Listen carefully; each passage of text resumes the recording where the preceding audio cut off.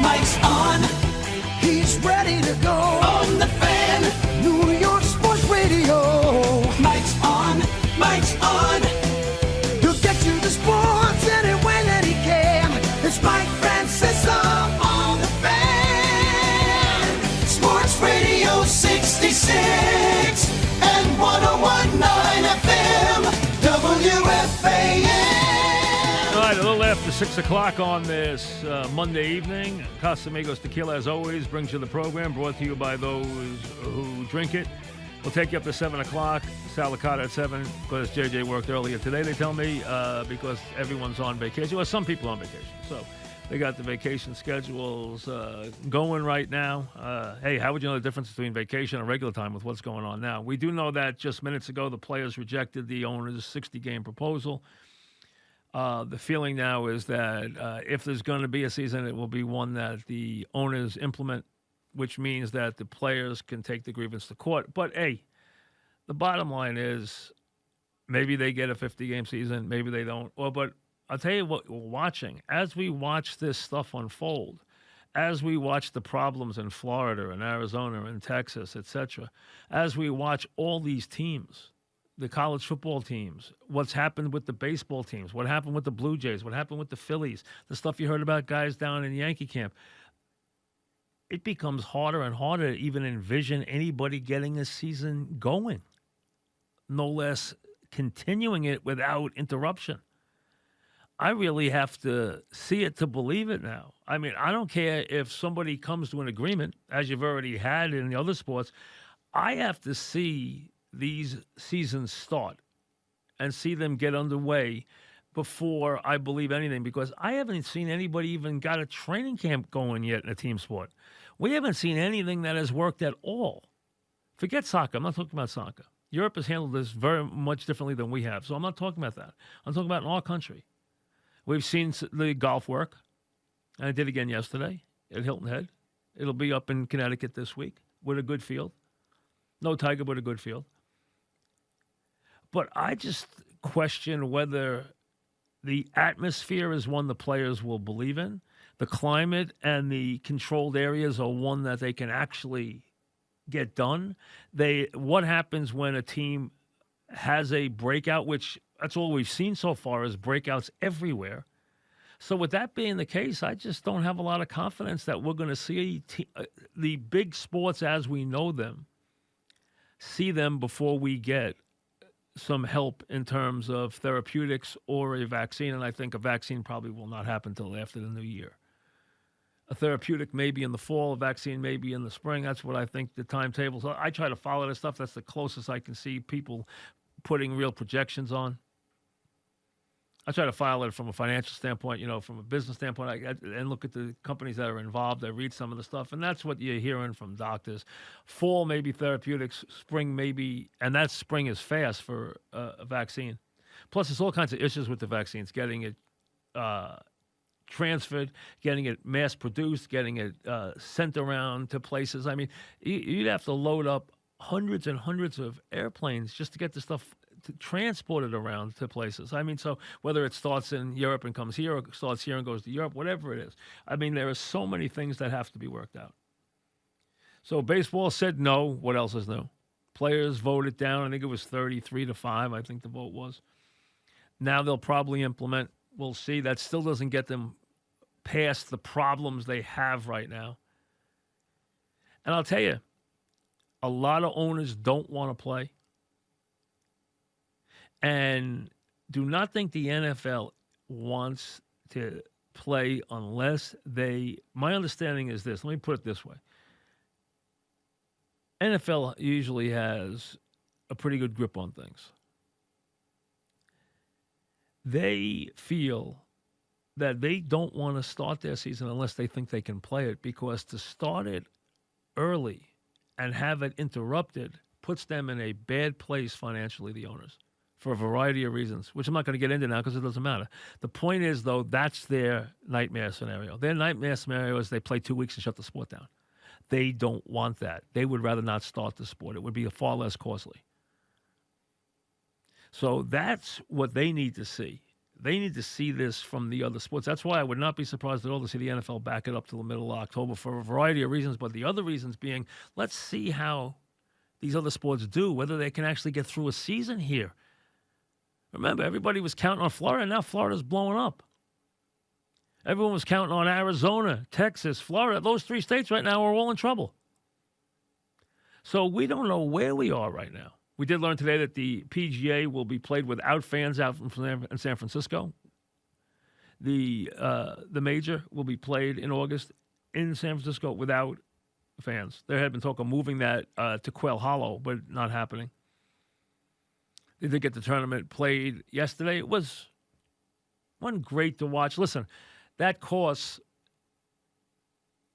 is more conducive to putting. It's an easy course to score on, number one. Number two, it needs to be played in the spring, not now. And what you had was a soft course there after the rain. You had a course that was without any rough, and a course that got very soft after the rain. So, they ate it alive. And Simpson got hot, beat Answer by a stroke, and Berger again playing great. Berger chipped in to go 20 under, and that still wasn't enough. Simpson just got hot and started making birdie after birdie. So Answer hit every green. He just didn't make enough putts. But listen, when you're 20 under par, you can't complain if you lose. That's all there is to it.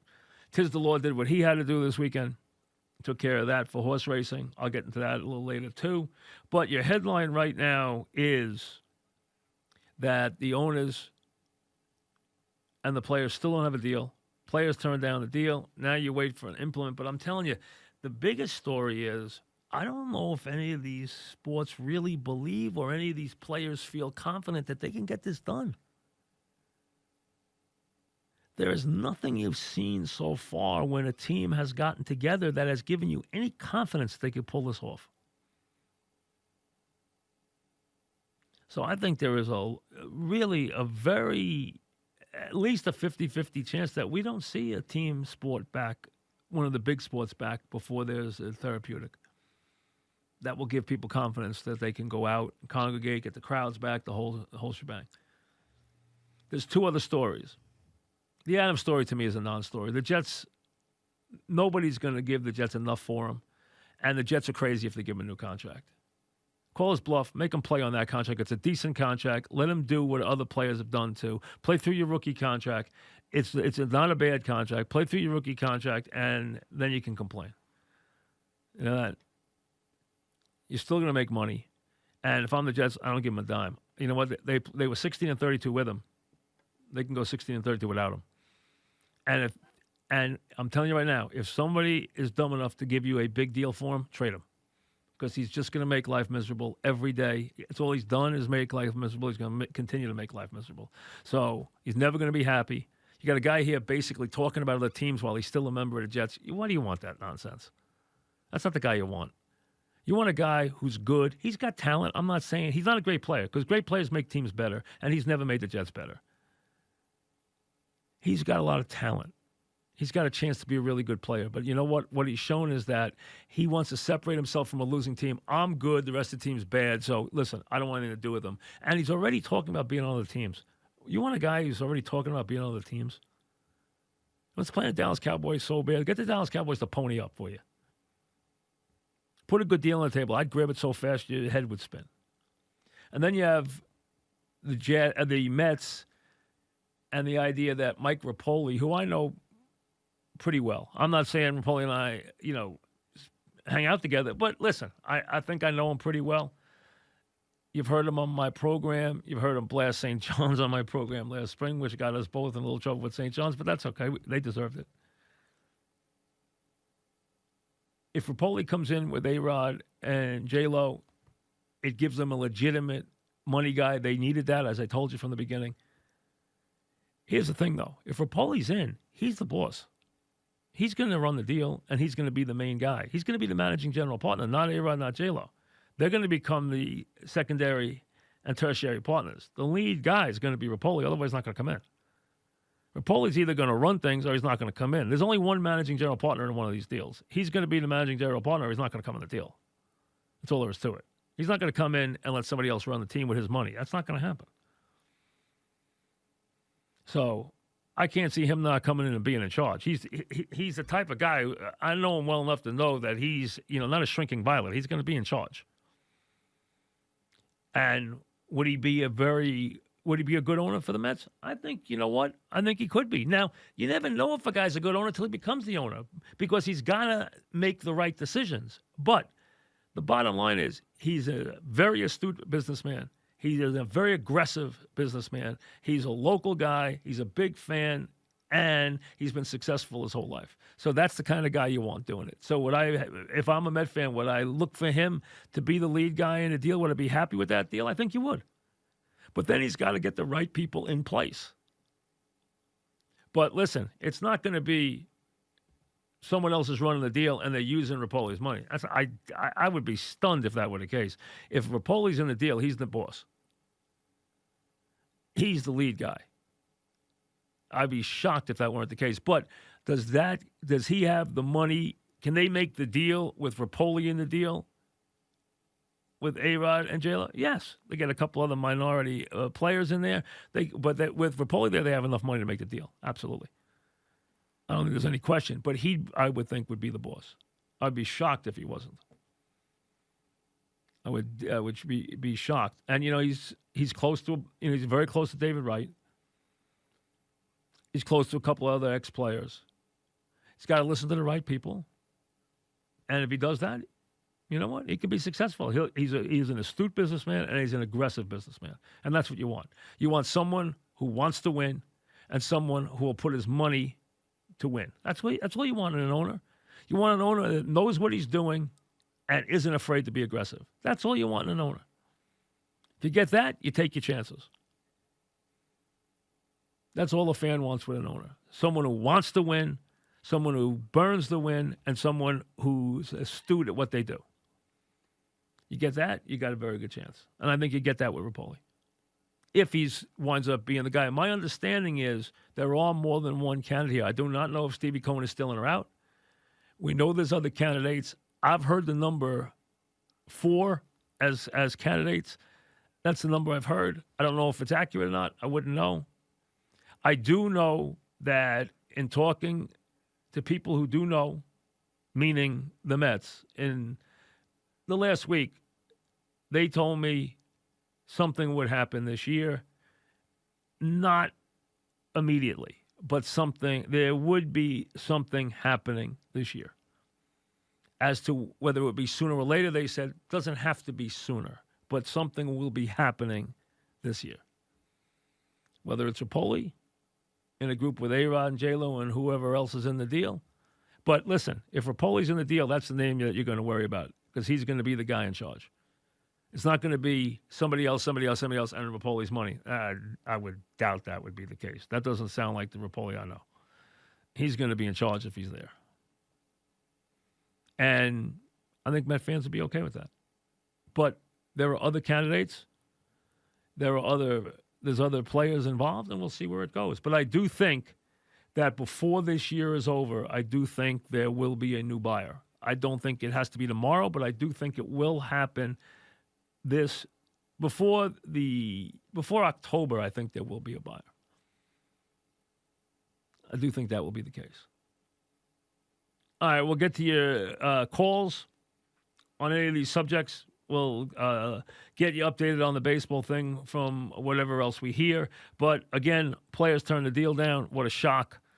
And like I said, I just don't know with what we're seeing if we're ever going to get these games played in any of these sports until we get drugs, until we get some answers medically. I just don't know if it's going to happen. Because, how many teams? Every team that stepped on the field got hit.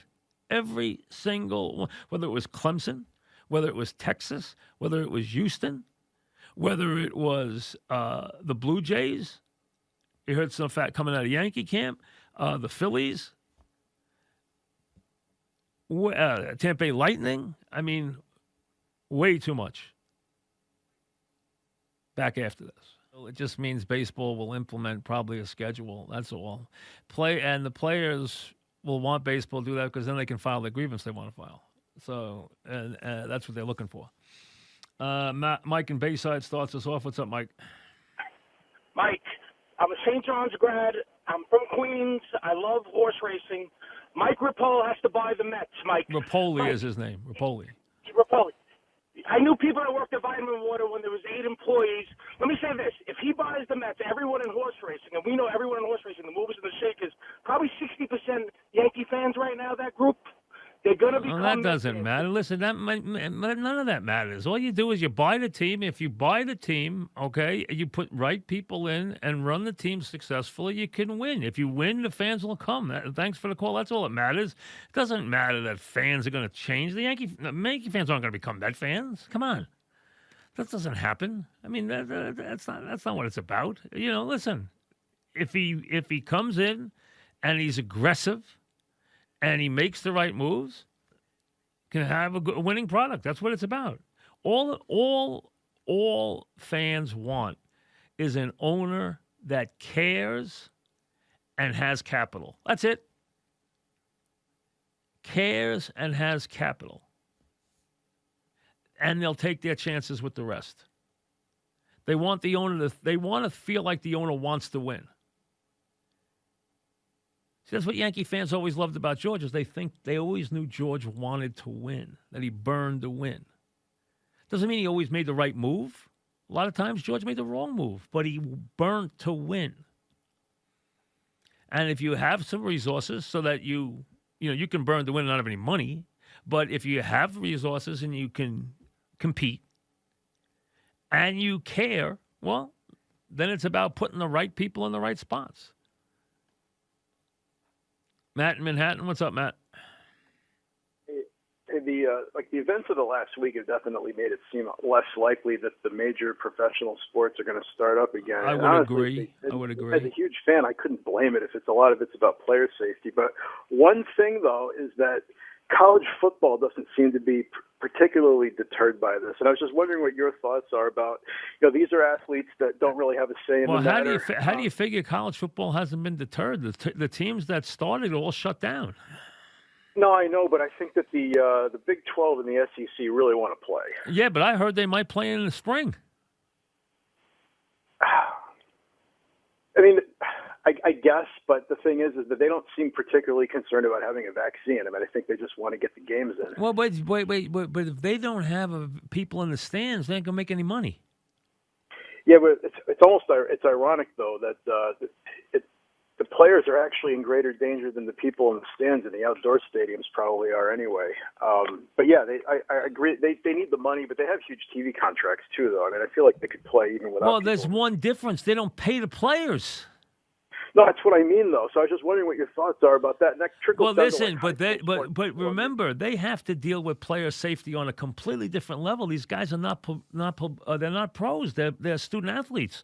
So so there's going to be people who care about their health, and they're going to be people who want certain concern. You had teams shut down already. I don't know where college football is. I have no idea where college football is right now. Do you feel like college football some of these teams might take the attitude like, hey, if 25 players test positive now, that's 25 players that aren't going to test positive later. Yeah, but look at it this way: if school doesn't open, how do they play? They don't. How can they play if there's nobody in class? How can they put those players out there if they don't have class? The SEC and the Big 12 really want to make this happen. Yeah, but they don't. Nobody has declared that they're playing yet. Of course, they want to play, but nobody has declared they're playing in September. There's nobody who has said we are playing in September. Nobody has said that yet. Could you envision a situation where there's no professional sports in the fall, but there is college football? No. No, okay. I think if the NFL doesn't play, I don't think college will play. I don't think college will play. I think now I do think there's a chance college might start in November. I've heard that too. That the schedule might go November to March. I've heard that in a couple of places. Just like I've heard the NFL could very well start on October 15th. I've heard that college football could start in November. See, backing it up to try. See, here's the problem you have with college. How do you have, on what grounds are the players there if they're not in school? If there's no school, if there's no students in the university, how are you going to have the team? Where are they staying? You're going to open up the dorms just for the football players? You know what that looks like for your university? The only ones there are the football players? You can't do that. You can't do that. It looks ridiculous. We have no students here, but we got all the football players here. Oh, they're not going to school. They're just playing football. Well, that just pretty much hammered home the whole idea that they don't go to school anyway. So, I mean, you've completely cemented that by putting them out there with no school. We don't even know if anybody's having school in the fall yet. Listen, what we've learned in the last 10 days is nobody knows anything that's going on right now. We've had every team that's opened up shut down. I mean, no matter where it's been. Houston Cougars, shut it down. University of Texas, bingo. Clemson, 23 players test positive. Ohio State had a rash of players, but they wouldn't announce them because they thought it was against the HIPAA laws to announce the players. I don't know where we are right now with any of these sports. I don't think anybody does. You telling me if the numbers keep ratcheting up in Florida, you think the NBA players are going to descend upon Florida when the numbers there are spiraling out of control? I don't think so. Mike in Brooklyn, what's up, Mike? Yeah, thanks for taking my call. They announced today that Mike Brown is going to be interviewed by the Knicks. I think he's the best candidate, and he deserves another job in the NBA. When he was an assistant with the Golden State, he got rings. He was assistant with San Antonio. Mm-hmm. He did well with the Lakers when he was the head coach. Mm-hmm. We took them to the second round with the Lakers. He developed LeBron. No, he did not. Come on now. So stop with that. Stop with that. Shame on you. He developed LeBron. He's the best candidate, He didn't Mike. develop LeBron. Come on. I saw LeBron play in high school. Come on. What are you talking about? He developed LeBron. LeBron was born that way. Okay? No one developed LeBron. Maybe that part's a little exaggerated. Yeah, I would say. You sound like his agent now. You want to tell me he developed LeBron James. I mean, come on now. Listen, he's not a bad coach, but again, to me, I gather that... He's got the best credentials, Mike. No, he doesn't. Listen, there's a couple of guys that got decent... Thibodeau's a good coach. I have no problem with Thibodeau as a coach. Never been to the finals. This guy's been to the finals. That's about players. That's about players. That's all it's about. That's about having the right players. That's all it's about. Listen, there's great coaches who never went to the finals, and there's guys who are terrible coaches who went to the finals. So that's about players. And then Kerr was sick or whatever, remember? And the Warriors never missed a beat. Yeah, well, that's because they had a great team. So listen. He's not a bad coach. I'm not knocking him as a coach. But again, I don't think he's an overwhelming candidate. He's not a bad coach, though. I mean, I don't think Jason Kidd's a good fit. I know his name's come up, too. I would be surprised if Kidd got it. And then, I think Thibodeau's a good fit for the team, though. One other thing, Mike. The other thing about him. What is your love affair with Mike Brown? He's not. He's not running around chasing jobs. What is your love affair with Mike Brown? What's the reason for it? No, I just went and looked at his bio. No. This is a little too passionate, though. There's something else. There's something else involved. There's something else. No. There's no. Have you? How many years have you been a Mike Brown guy? How many years? No. How many years? No, Mike, honestly, I want the best guy. Oh, okay. So you never thought about Mike Brown, and then today you became this passionate about Mike Brown as the Knicks coach. No, it's that passionate. I did my research. Listen, he started. Listen, he's okay. You know what? Listen, it's far more important that the Knicks get players than it is to get any of these coaches. You realize that?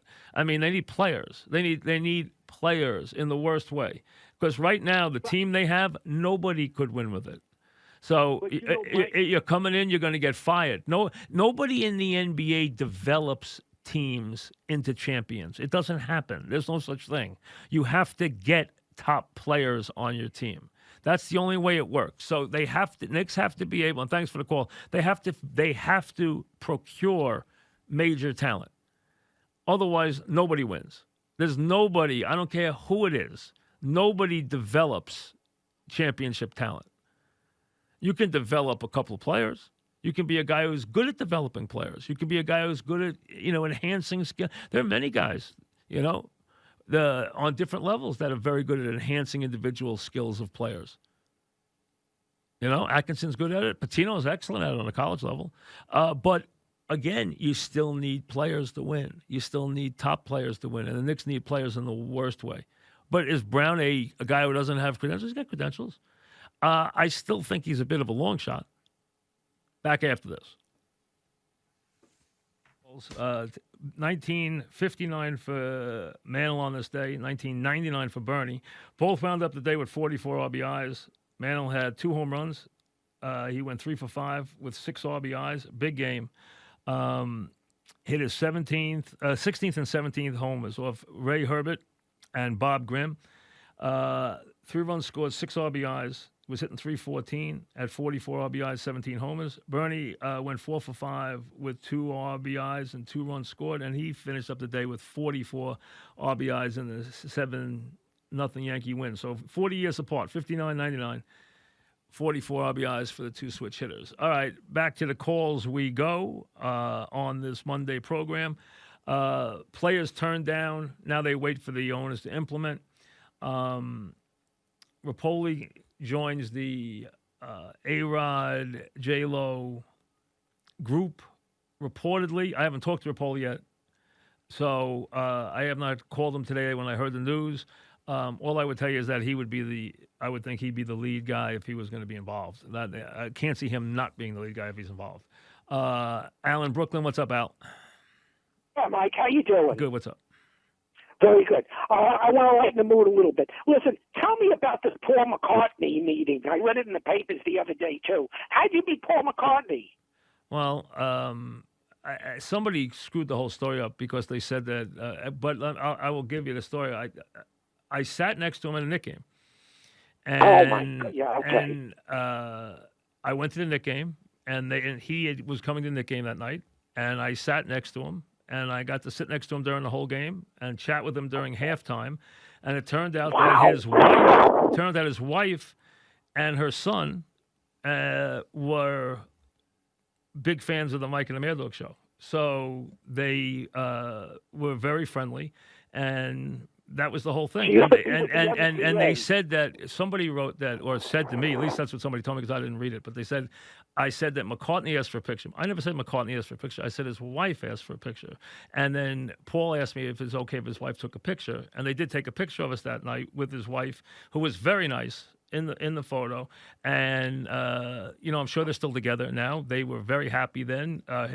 She was the daughter of a guy who was a very big industrialist. She and her son were big sports fans, and they were big fans of the Mike and the Mad Dog program through the years. And so they knew us, and that's why I met her at halftime. But I sat with him for the whole game, which was a great thrill. It really was, and he could not have been nicer. All true. So that was it. I got fortunate enough to sit with him during a Knick game, and he could not have been more down to earth, friendlier to everybody, did not act like what he is one of the most famous people in the world. Did not act that way. Didn't have any bodyguards. Could not have been more down to earth. As a matter of fact, asked not to sit in the first row. And I can tell you that night, someone demanded that they were in the first row, or they would not attend the game. I won't say who it is, but they sat there while McCartney sat in the fourth row next to me. And it was set up by Barry Watkins, who was at that time at the Garden. He's now retired.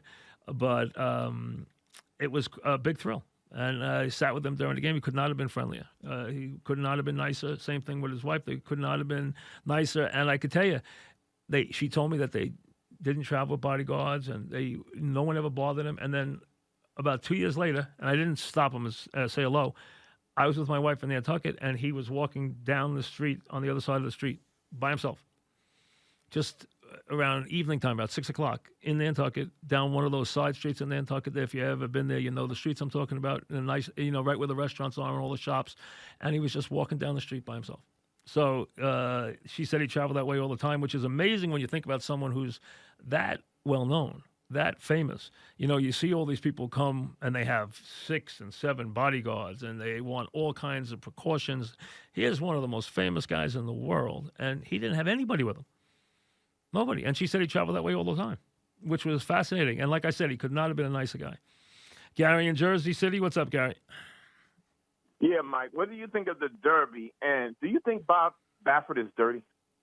Well, he just, I listen, they need to clean the sport up. He just got caught with his horse. On that case, it looks like he was.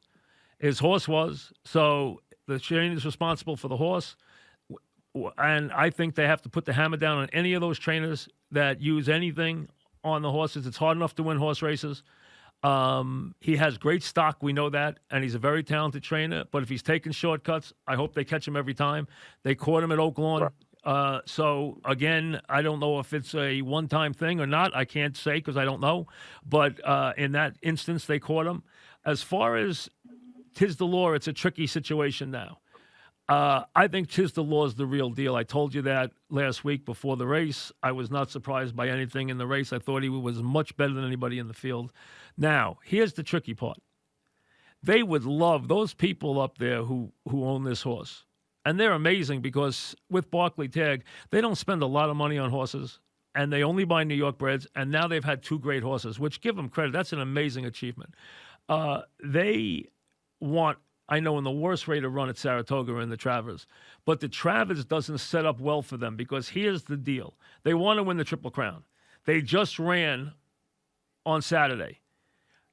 In 7 weeks is the Travers. 4 weeks after that is the Derby.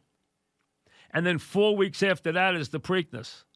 So he can wait 11 weeks and run in the Derby fresh and then run 4 weeks later in the Preakness. Or he would have to run 7 weeks Travers, no problem, then come back and hit the Preakness, hit the Derby at a month, and then hit the Preakness at a month. No. I don't know if he'll do that. I don't know if he'll do that. It won't be a legitimate Triple Crown because it won't be as challenging. Listen. All this horse can do is do what he's asked to do. It's not the horse's fault. So to me, I understand if you want to say he didn't run 1.5 miles. He didn't. Okay, he didn't run the same amount of weeks, 3 tracks, 3 different distances over 5 weeks. I understand, but. And thanks for the call. All the horse can do is what we ask him to do. The tricky thing here is, what is Barclay Tagg going to do? Does he go in the Travers and then come back a month later on the Derby and then a month later on the Preakness? Or does he skip the Travers and go into the Derby off 11 weeks off? Be interesting to see what he does. He could do it either way. He might think he can handle both. I don't know. It'll be interesting to see what he does. So you understand there's 11 weeks between now and the Derby. There's a race in 7 weeks, then there's a race 4 weeks after. So that'll be the Derby. So the Travers has been moved up so that they hope horses will run in the Travers and then in the Derby, which is going to be Labor Day weekend. I don't know if he'll do that or not. It'll be fascinating to see what he does. But he ran great, and he was an easy winner in the Belmont, and he looks like listen, I saw him break his maiden at Saratoga. I was there. He was very impressive physically. I thought he was visually impressive. I thought he was going to be a big horse. He's been even better than I thought he would be. Jason in Great Neck, what's up, Jason? Mike, how's everything? Good. Hey, Mike, as things stand today, do you think there's more likely of a chance that Trump gets reelected or Biden resigns for some reason in his first term? I'll hang up and listen. I have no. That's why would Biden resign? I don't understand. I don't understand the presence. Trump's got a lot of stuff. You know, the incumbent gets hit for whatever's happening, and right now, he is in a hole. There's no question, and he's got a lot of. And the polls are all against him, and he's running against a far more popular Democrat than Hillary Clinton. So he's got a lot of work cut out for him right now. As far as Biden, I don't know, why you think he's resigning in his. I guess you would think. I guess you're thinking for health reasons, but I have no idea what the health issue is. So right now, if you're looking at it today and you're a betting man, he's behind pretty good. He's got a lot of work to do. To catch up, and he's behind in a lot of key states, and he's got some things working against him. There's no much,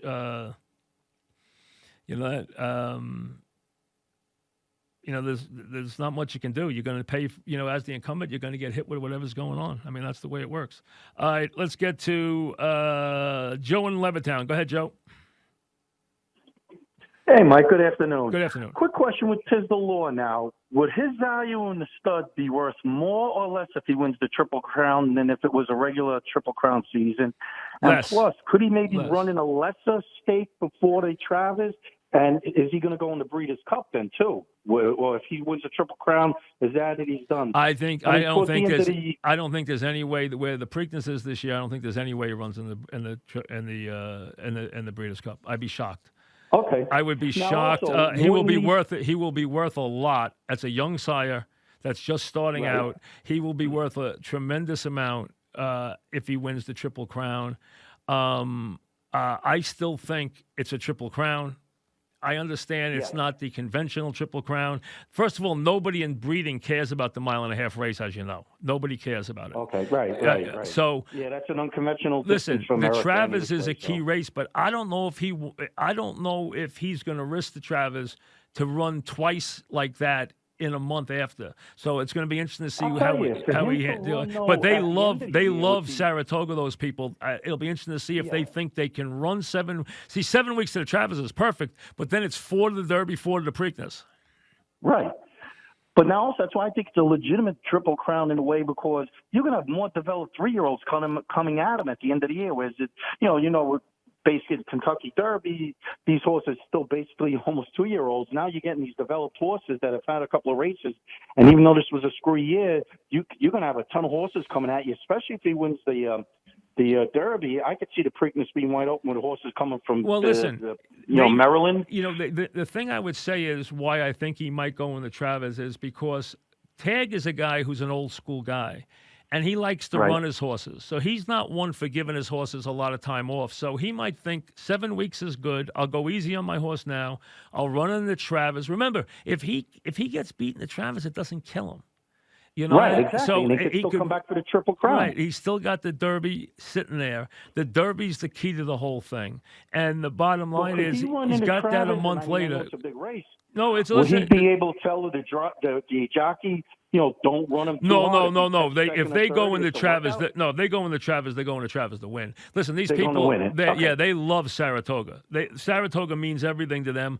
Normally, the Travers would mean everything to them. I know personally, I would still rather win the Triple Crown, even though it's not the conventional triple. I would still rather win the triple than win the Travers. Myself, I'd rather, because I'd still consider it a Triple Crown, because you know what? Sure. The idea is to win those 3 races, and you made a good point. Later in the year, there can be different horses that have come in and new shooters who can be developed that might be available. So that's not a bad point either. So there's always pros and cons. He might think he can knock off all of them. And you know what? Or he might take a look at the Travers, and it might also depend on how he comes up to the race. There's a million different things. Have an up-and-coming horse, but I am sure that may run there. I am sure they'll take it. Why run him? I'm sure, and thanks for the call. I'm sure they'll take a deep look at the Travers, and then decide on how they're doing. And remember, they do have a month where if he runs, they do have a month. So it's really only 2 races in 11 weeks. It would probably hurt him more in the Preakness than it would in the Derby. If it's going to take its toll, it would probably take more of its in the Preakness. He's going to face the best field he's going to face in the Derby, because everyone still wants the Derby. So the Derby field is still going to be. The Travers field might not be great. The Belmont field wasn't great. It was really ordinary. The Travers field will be better, but it might not be great. The Derby field will be the best field that anybody can put out there in 3-year-olds. Any 3-year-old that isn't either hurt or on the sidelines for a variety of reasons, suspensions, injury, whatever, anybody you can go will go in the Derby, because the Derby is still the Derby. James in North Arlington. What's up, James? Mike. Hi, Mike. We turned the radio on up there in Foxborough, Massachusetts. The signal is incredible. And now we're almost out of Rhode Island. But I just wanted to say now, we were talking about the NBA. I'm listening. Even in those states, we were in Vermont, New Hampshire, Maine, and there's all kind of restrictions. The states aren't really open. We were lucky to be able to stay a few places, but I think you're right. The virus is really causing havoc. It is. And I tell you, even up there, okay? My kids, and thanks for the call, didn't go to camp in New Hampshire this year because they didn't open the camp because the restrictions were so much they couldn't even get the camp open. And that was in New Hampshire, in the mountains, on the lakes of New Hampshire, up in the country in countryside New Hampshire. They couldn't even go to camp there this year. The camps did not open. So I mean, because the restrictions were too great. Rich in Lyndhurst, what's up, Rich? Rich, go. I caught Uncut Gems last night. I thought it was great. Oh, I loved you in it. I liked the movie. Second thing, I've been trying to get duty to this whole thing. I'm very busy. I'm a longshoreman. I just wanted to let you know we never stopped working. Okay, we never stopped working. That's point two. And my question is, do you think we're ever going to have baseball this year? And are you as frustrated as I am? I'll hang up and I'll listen to your comments. I think they will implement a baseball season. I don't know if any of the team sports are going to get a team on the field after. I mean, look at training camp as an example, right? Florida was going to be the Mecca, and now they're not even going to Florida to train because of what's going on in Florida. Florida was the Mecca for the NBA, and now Florida, you got the baseball teams running out of Florida, and now you're expecting the NBA to jump into Florida with their whole team, with their whole operation, while the baseball teams won't even go near there. I mean, you have anywhere you've opened up a team sport, you've had nothing but trouble. So with all that going on, I don't know what's going to happen. I do think the owners will implement a season. As to whether the season ever starts, I don't know. I'm not sure until they drop the puck, until they tip off the ball, until they throw the first pitch. I'm not expecting anything because there's too many things that they have to overcome with this virus on a daily basis. And there's too many things that can happen with this virus out of nowhere to close down an operation. And these players, I can tell you this, these players are skittish about their health. They understand that their health, their physical well-being pays the bills, and they do not fool around with their physical well-being. And if they feel they're going into anything that is in the least way off kilter, or just, I don't want to even call it dangerous, but just not right, they're going to really say, hold the phone here. And all you need is a couple of star players in any one of these sports to say, I'm not going. I'm not playing. And there will be enough stars behind them that get online that the sports will be damaged past where they can fix it. Can't play any of these games. Remember, these games are all being played for television. The premise is that you're doing this to get the TV money and to salvage the year with television. That means you have to have your star attractions. If your star attractions back off, you have chaos. All right, Casamigos Tequila, as always, brings you the program, brought to you by those who drink it. Sal Licata's coming up next. You don't know what's going on with Crazy Sal, so he'll be in for JJ. JJ's in midday this week, so everybody's bouncing around with, it's late June, so it's vacation time. Been such a strange year, who knows where anybody is, okay? We'll see you tomorrow.